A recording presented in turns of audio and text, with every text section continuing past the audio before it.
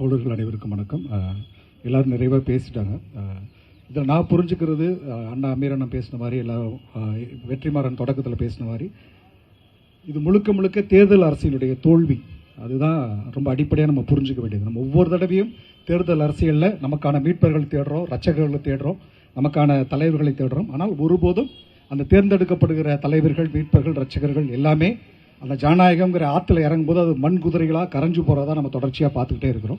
இனிமேலும் அந்த மண் குதிரைகளை நம்பி தேர்ந்தெடுக்காமல் தெருவில் இறங்கி போராடுறதா ரொம்ப முக்கியமானது. இன்னைக்கு சிஜேபி இதை முன்னெடுத்து செஞ்சிருக்குது. பின்னால் தேர்தலுக்கு போனால் அவங்க எப்படி ஆவாங்கன்னு நமக்கு உறுதி கூற முடியாது. ஆகவே இந்த ஒரு பிரச்சனை மட்டுமல்ல, இதுக்கு இன்னும் பல பிரச்சனைகள், மக்கள் உரிமையான பிரச்சனைகள் எல்லாம் தெருவில் நின்று போராடினா மட்டும்தான் இங்கே விடிவு கிடைக்கும். ஏன்னா அங்கே அந்த ஒரு ஊர் சுற்றி பிரதமர், அவர் கீழே இருக்கிற அந்த அரசாங்கம் அவ்வளவு கடுமையாக அந்த மாணவர்களை தாக்குது.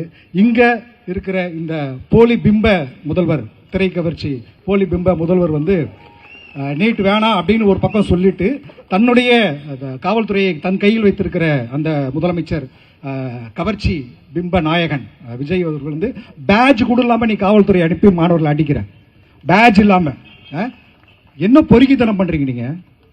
ஏன்னா நாங்கள் ரோட்டில் ஹெல்மெட் போடாமல் போனால், இல்லை லைசன்ஸ் இல்லாமல் வந்தால் என்னென்ன கேள்வி கேட்குறீங்க நீங்கள்? அப்போ காவல்துறை உனக்கு கீழே இருக்க காவல்துறை நீ என்ன பண்ணுற? நீ அழகாக நீங்கள் தமிழ்நாட்டில் பாருங்கள், நமக்கு சாபம். அங்கே துப்புரவு தொழிலாளர் போராடிட்டு இருக்கும்போது அந்த காவல்துறை கையில் வச்சிருந்த முதலமைச்சர் மு க ஸ்டாலின் என்ன பண்ணாரு? அடிச்சு பொழங்கடான்னு சொல்லிட்டு போயிட்டு கூலி படம் பார்த்துக்கிட்டு இருந்தாரு.